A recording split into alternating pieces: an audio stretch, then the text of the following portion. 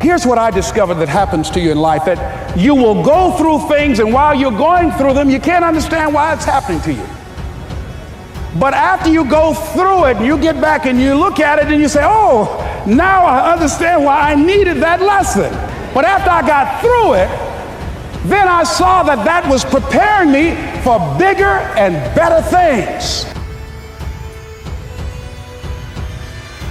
That as you go through the challenges of life and you look at it and embrace whatever comes to you, don't run from it.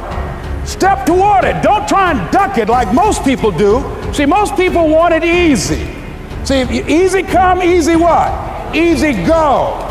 See, but when you go at what you're going to deal with and you deal with difficulties of it, when you handle those hard things close at hand, making those hard decisions right now that you don't want to make, learning those things that you don't like to do, but you know that in order for you to get where you want to go, this is one of the hoops that you have to flip through. And I'm saying to you, whatever you got to do, do it, because if you don't, life is going to whoop you until you surrender. So if it's hard, then do it hard.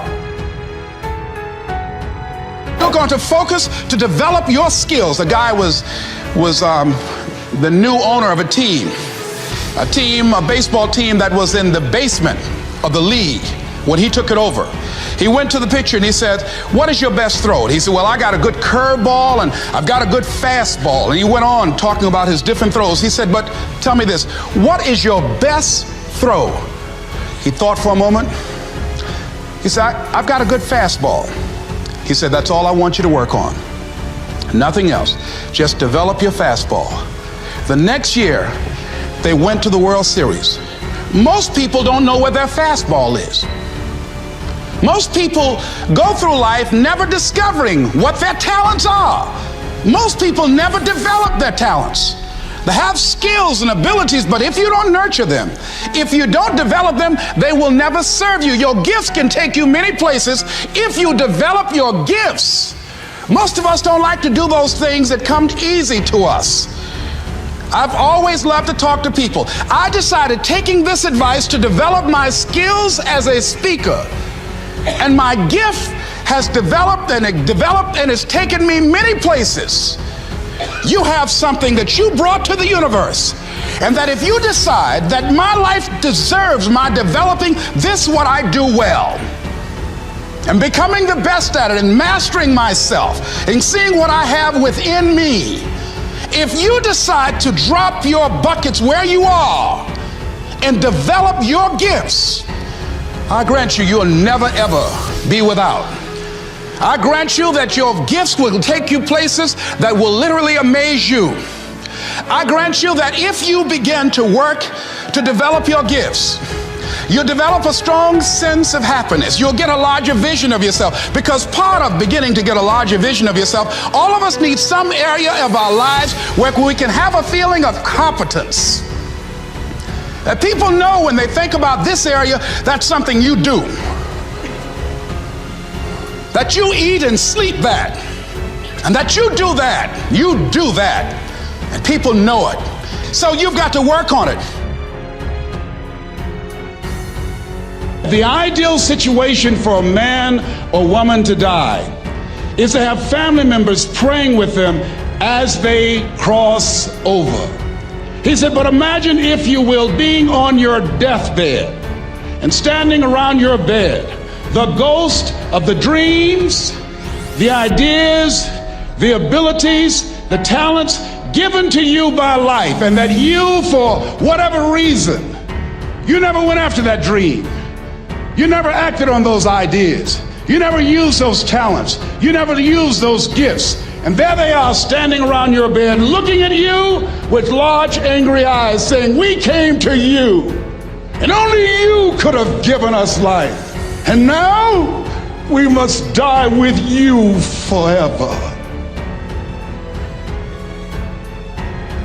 And the question is, if you die today, what dreams, what ideas, what talents, what books, what music, what leadership, what voice will die with you? The wealthiest place on the planet is the cemetery, because there you'll find greatness that we've never seen. There you'll find talent and genius and potential never actualized. Perhaps that's why Henry David Thoreau wrote the words, "Oh God, to reach the point of death, only to realize that you've never lived." Maybe that's why some unknown writer wrote the words, "What if you live your whole life only to discover that it was wrong? That it was wrong. That you were chosen to do something else and you didn't do it." And as you begin to challenge yourself, you'll discover some things about yourself that you don't know right now. The other thing is you begin to look at yourself, look at your dreams, and begin to experiment and stepping into your greatness. One of the things that's very important, whatever goals and dreams that you have, make your move before you're ready. If you want to become a risk taker, you want to raise the bar on yourself. Most people won't do that. See, most people engage in low life living, low risk living. Viscott said, if you're not willing to risk, you cannot grow. And if you cannot grow, you cannot become your best. And if you cannot become your best, you can't be happy. And if you can't be happy, then what else is there? And so you want to begin to take some chances. You want to begin to challenge yourself and make it okay to fail and learn from your failures. Don't allow fear of failure and the allure, the attractiveness of playing it safe in life to draw you in. You can't get out of life alive. You got to die to leave here. There are a lot of people who are biting their fingers in fear that they might lose their jobs. But there are few people who have decided within themselves, I'm going to make it. Some people aren't waiting to be cut. Some people are moving on their own because they feel within themselves, I've got what it takes to make it. They're not afraid about tomorrow because of how they see themselves, because of what they feel that they deserve, because of what they feel that they can create for themselves. Because these people have decided, as they look at the future, as they look at themselves, there's a way. Where there's a will, there's a way for me to begin to create a way out of no way. And when you have that kind of consciousness, when you have that kind of spirit, nothing can stop you. Nothing. What would your life be like as you look toward the future if you decided, I'm not going to allow my fears to stop me? What would your life be like? What would your future be like if you decided to want that which you desire so strongly that it prepares you past your fears, that you experience the fear, as the one book says, feel the fear and do it anyway? What would your life be like? And I'm saying to you that all of us who have been entombed by fear have the capacity to resurrect ourselves.